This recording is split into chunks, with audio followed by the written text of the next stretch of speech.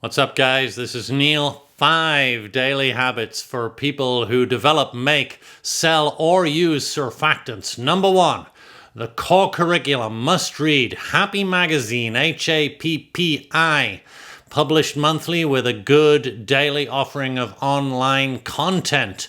Number 2, HPC Today, Household and Personal Care Today.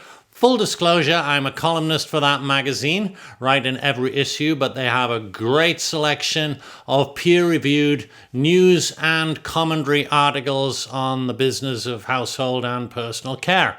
Number 3, Cosmetics and Toiletries, also with their sister publication, Global Cosmetics Industry. That rounds out your regular business reading for this market.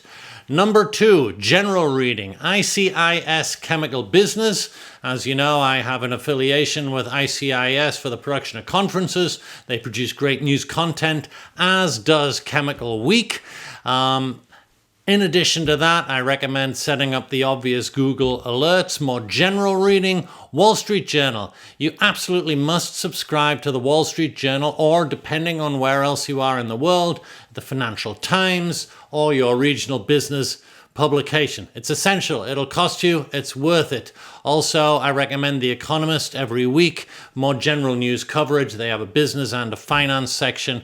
Will give you a good sense of what's going on in the world. Do not rely on your Apple News feed or Yahoo News or anything like that. Number 3, basic data. Always know the price of oil and gas before you leave the house in the morning or before you enter your home office. Always know the price of palm kernel oil. You can get that from the MPOB or similar websites. I recommend Index Monday, indexmonday.com, for a lot of years worth of excellent commodity pricing data, including, by the way, the crude oil, natural gas, jet fuel, and palm kernel oil. I also recommend what are usually free investment bank newsletters. Nomura Green Tech and Evercore have excellent monthly newsletters covering a lot of details on chemical markets and general macroeconomics. Number 4, very important, consumer markets. The consumers are at the end of the value chain for a huge proportion of our surfactant markets, and you've got to understand what they read, what they follow, what they talk about, because you yourself are not a regular consumer. So I'm going to say that, yeah, the trade press helps you, Happy Magazine, HPC Today helps you, but you should read what they read, and that is People Magazine. I thoroughly recommend a subscription to People, and things like the Daily Mail. I know you're above that. This is what people read to understand what they're thinking about, what they're talking about. And by the way, your customers, the L'Oreals, the Estee Lauders, the Church & Dwights, the Procter & Gambles, the Henkels of the world, they're advertising in those magazines, in People Magazine in particular. It's a great read. I recommend it.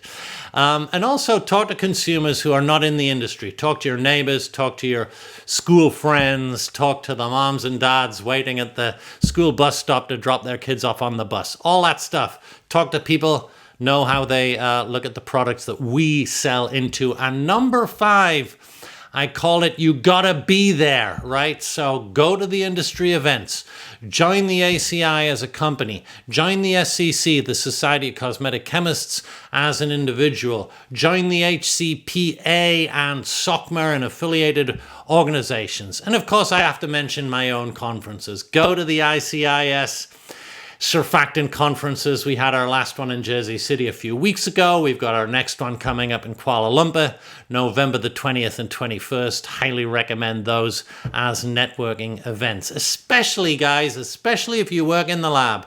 You lab people, join the SCC. There are local chapters, meetings in the evening. You get out, you talk to your peers, you talk to your customers, you get a first-hand sense of what people are doing with the products that you develop and you formulated. So there is your 5 effective habits for effective surfactant executives. Thanks for listening as always. If you have suggestions for future topics, leave them in the comments, and we'll talk to you next week. Thanks again.